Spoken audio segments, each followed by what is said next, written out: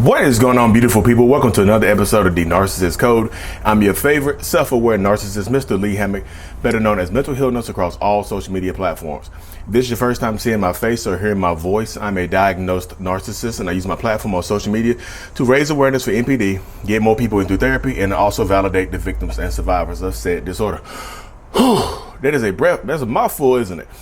Today's episode is going to be about how narcissistic people, toxic people, don't compromise. They don't compromise. They want things to be on their terms at all times, literally at all times. That's why I tell people, when you're dealing with a narcissist or a toxic person, there are going to be double standards that exist in this relationship dynamic. Whatever the relationship dynamic is, it doesn't have to be boyfriend, girlfriend. It could be your parent.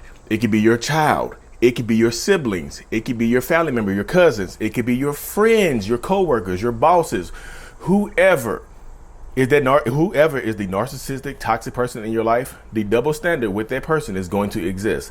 And narcissistic people rarely, if ever, compromise.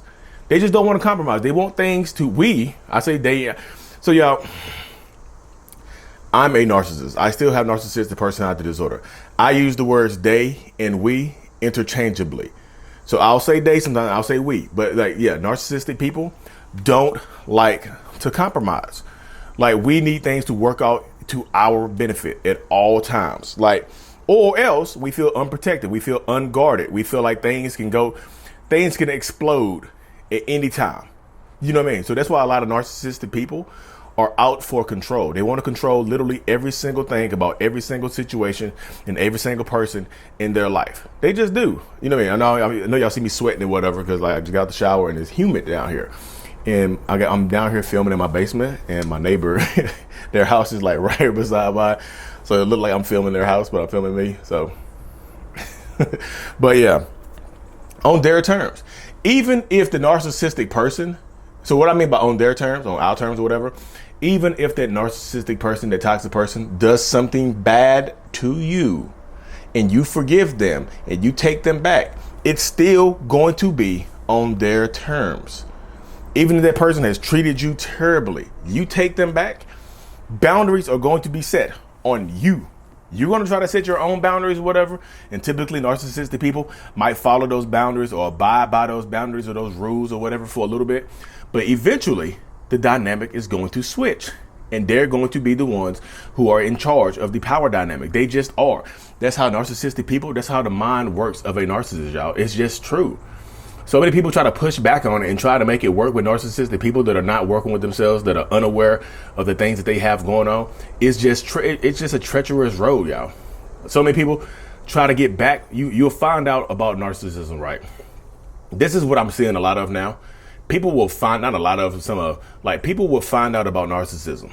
You'll become well versed in it. You think you understand it from the insides out. You follow me, you follow Ben Taylor, you follow Cluster B Milkshake, you follow Dr. Romney or Dr. Les Carter, people like that. You might get a hold to some people like that on YouTube or podcast or whatever. And then you think okay, I have a full knowledge base, so maybe I can make it work with this narcissistic person in my life who I know what they're going to do. I know their patterns. So why can't I make it work if I know their patterns? You know? And then you go back into the relationship dynamic. You try to set boundaries and your boundaries get ran over, and then you feel silly. And narcissistic people, guess what, y'all? They don't care about wasting your time. They don't care about making you feel silly. I'm just telling y'all, they just don't.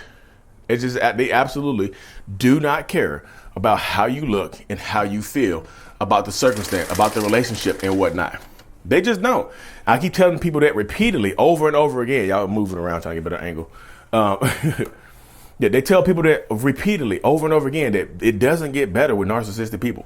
No matter how hard you try, if they are not trying to work with themselves or understand your point of view or go to therapy or put some kind of work in, then it's kind of pointless. You have to accept them for who they are.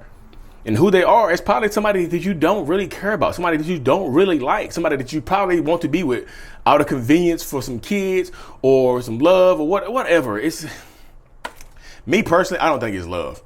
After a long time of somebody treating you terribly, I don't think you love that person anymore. I've said this in a few different videos. I think you're just trauma bonded to them and you're addicted to them and you've had a long-term relationship, so you don't want to waste time and things like that. So you're like, well, maybe I learned so much about narcissism, maybe I can try again. And it never works that way, y'all. It never works that way unless that person is trying to actively work on themselves for the rest of their life and open their eyes up to the world and things like that. But most people, most narcissistic people are not going to do that. They just aren't.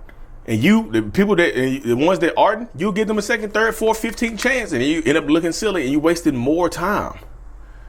So even if they do something bad to you and you take them back, you reach out to them, you break no contact, you drop your boundaries, you drop your guard, it's on their terms now. Because especially if you take a narcissist back for cheating on you or doing something horrible to you, like you can't bring that up again. That's going to be their boundary.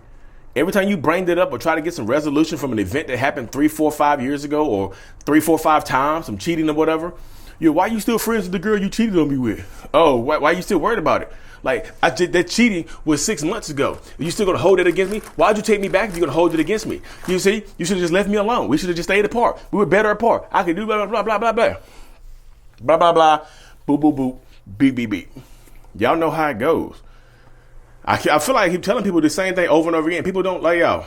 One thing I've learned doing this thing, but I've been coaching people about through narcissistic abuse and out of it and providing clarity and validation on Zoom for over a year now.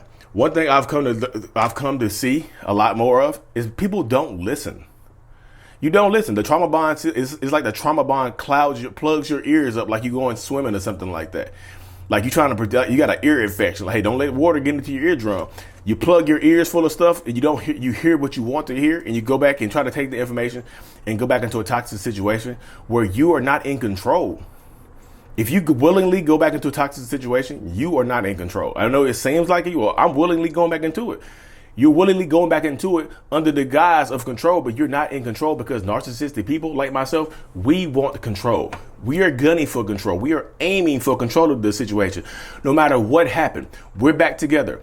All is forgiven. So no matter what I have done to you, if you take me back, you can no longer bring that up again. Now it's a violation of trust. Now it's a violation. Now you keep bringing stuff up. Now you're living in the past. Double standards, my way or the highway. I've taken the highway before. You drove down the highway and you drove down the highway and you took me back.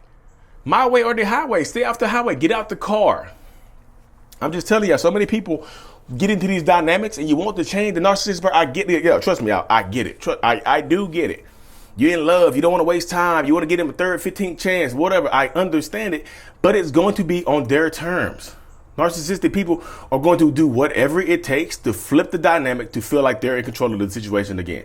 They just are. If you are not, they're going to make you feel like you're in control. Like they're going to be following your rules for a little bit. Things are going to be good. And guess what?